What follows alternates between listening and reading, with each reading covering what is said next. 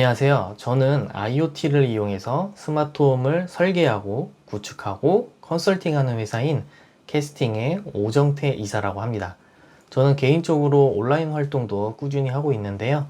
오날도라는 닉네임으로 이 IoT 관련 유튜브 채널인 오날도의 스마트홈 만들기 채널도 운영하고 있고요. 2016년도부터 국내에서 가장 회원수가 많은 IoT 커뮤니티의 이 스텝 부 매니저로 활동하고 있고, 최근에는 스마트홈 관련 자격증 시험 출제위원으로도 활동하고 있습니다. 지금까지 제가 개인적으로 사용해 본 IoT 기기는 400여 종이 넘어가는 것 같은데요. 이런 사용자로서 얻었던 경험들과 스마트홈 관련된 일을 하는 회사에서 얻은 노하우를 이용해서 디지털 트랜스포메이션 시대에 개인 그리고 기업인들이 쉽게 IoT를 이해하고 실생활에 적용하거나 기업의 전략을 수립하는데 인사이트를 들을 수 있도록 해드리기 위해서 이 강의를 준비했습니다.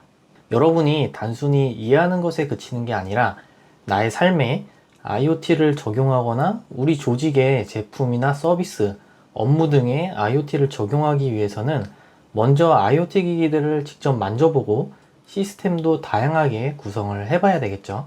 이런 측면에서 볼 때 우리가 직접 IoT를 경험하고 나의 생활에 쉽게 적용할 수 있는 가장 좋은 분야는 바로 스마트홈 분야입니다. 우리가 스마트홈을 만들기 위해서는 오늘날의 스마트홈이 어떤 식으로 발전해 있는지, 어떤 방향으로 나아가고 있는지를 알고 있어야 됩니다. 과거를 알아야 미래가 보이는 법이기 때문이죠.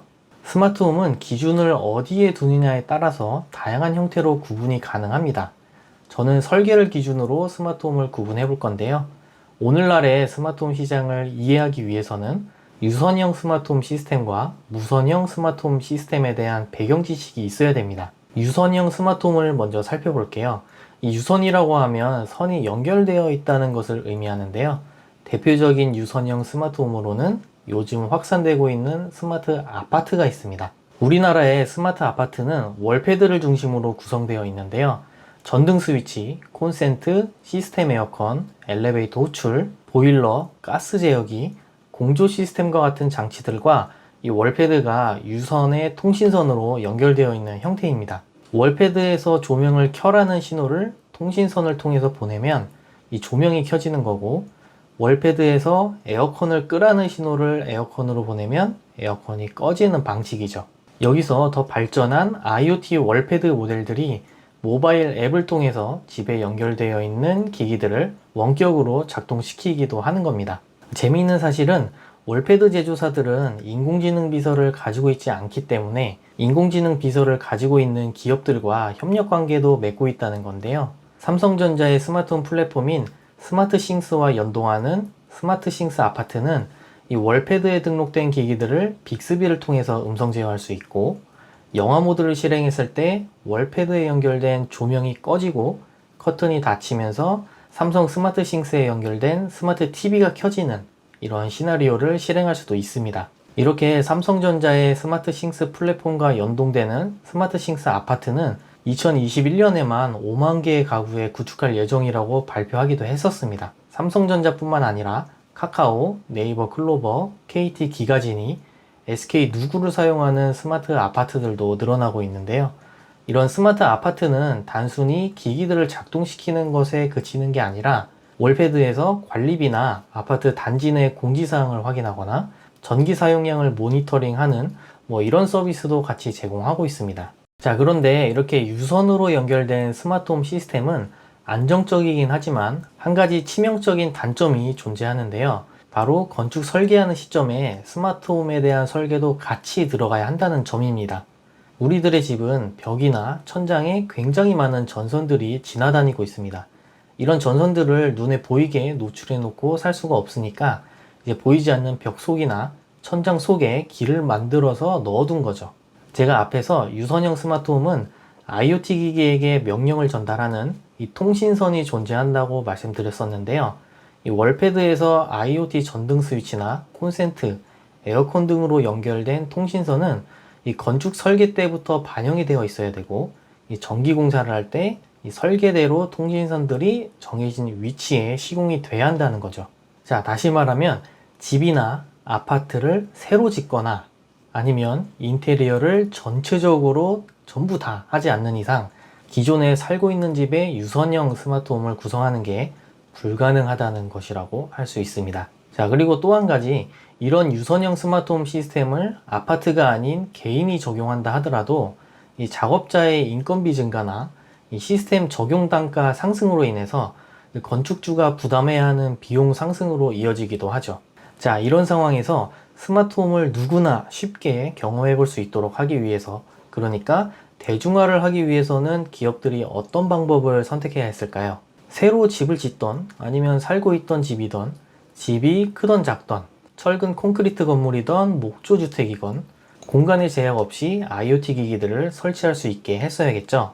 이런 이유들 때문에 가정용 IoT 제조사들은 무선 통신을 하는 제품을 만들기 시작합니다. 선을 없애는 방법을 선택한 거죠.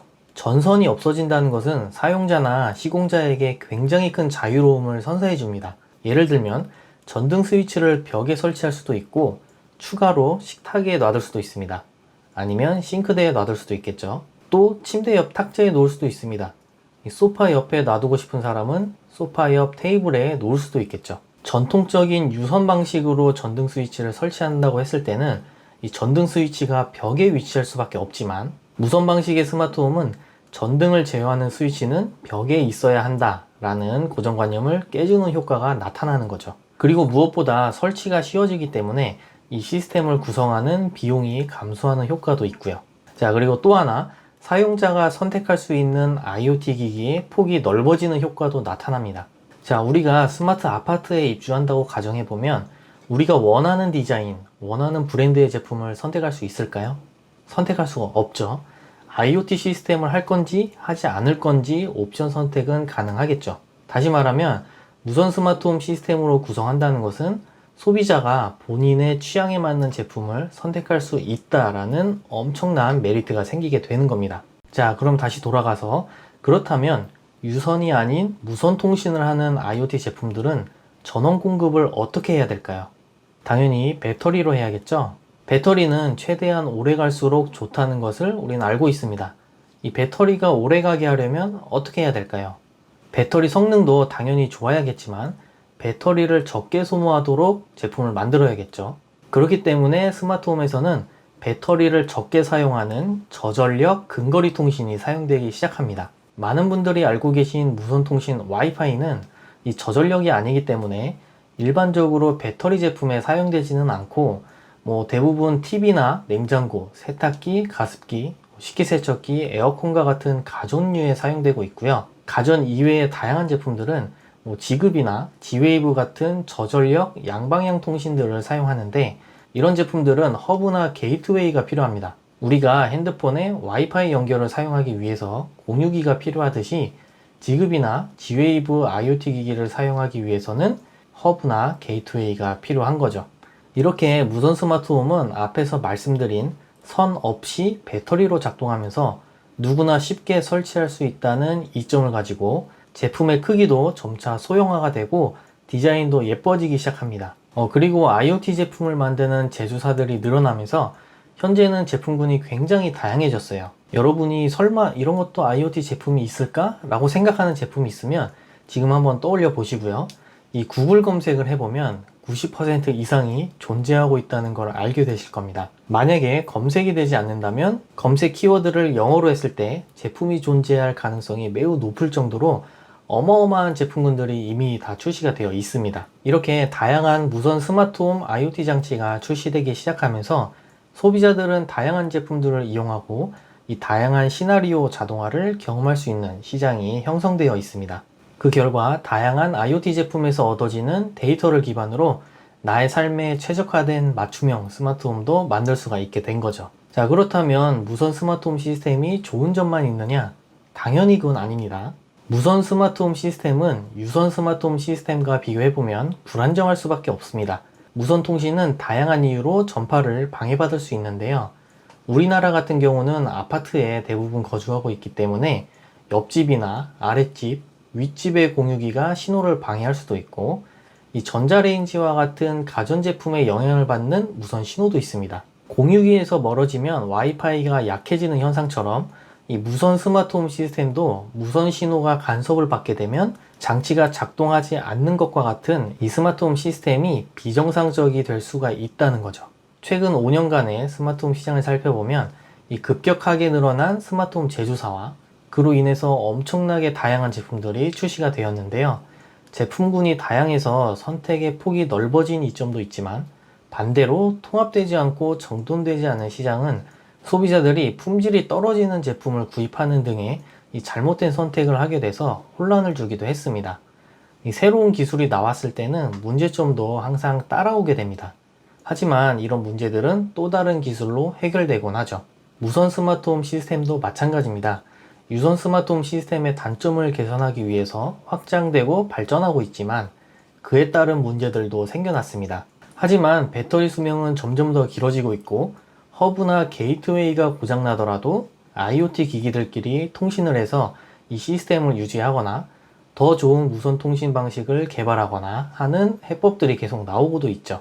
그 일환으로 구글, 아마존, 애플이 주도해서 개발하고 있는 매터라는 표준 규격의 상용화를 위한 연구 개발도 활발히 진행되고 있습니다.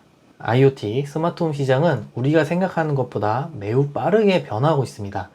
잠을 자고 일어나면 새로운 제품이 출시되어 있거나 새로운 기술에 대한 뉴스가 나옵니다. 현재 우리나라의 스마트홈 관련 기업들은 가전회사를 제외하고는 해외 시장에 많이 뒤처져 있는 상태입니다. 그렇기 때문에 우리들은 해외에 있는 소비자들보다 IoT 제품을 접할 수 있는 기회가 적을 수밖에 없죠. 강의 도입부에서 말씀드렸던 것처럼 우리는 다양한 IoT 제품을 경험해보고 우리의 삶에 적용해봄으로써 새로운 아이디어를 얻을 수가 있고 나아가 비즈니스에 적용해볼 수도 있을 겁니다. 스마트홈은 지금도 마찬가지지만 다른 분야와 연계해서 시너지 효과를 앞으로도 계속 내게 될 겁니다. 이 스마트 시티에서 수집한 공기질 데이터나 교통 정보를 이미 스마트홈 시스템과 연동해서 사용하는 사용자들도 있는 것처럼 말이죠. 우리는 모든 것이 연결되는 시대에 살고 있습니다. 지금은 퍼즐 조각이 조금 흐트러져 있을 뿐 퍼즐 조각이 맞춰진 뒤에는 시대에 뒤처질 수밖에 없죠. 그렇기 때문에 IoT와 스마트홈에 대한 관심을 꾸준히 가지고 글로벌 기업들이 어떤 밑작업을 그려가고 있는지 어떤 비즈니스를 하려고 하는지 여러분도 주의 깊게 살펴보시면 좋겠습니다.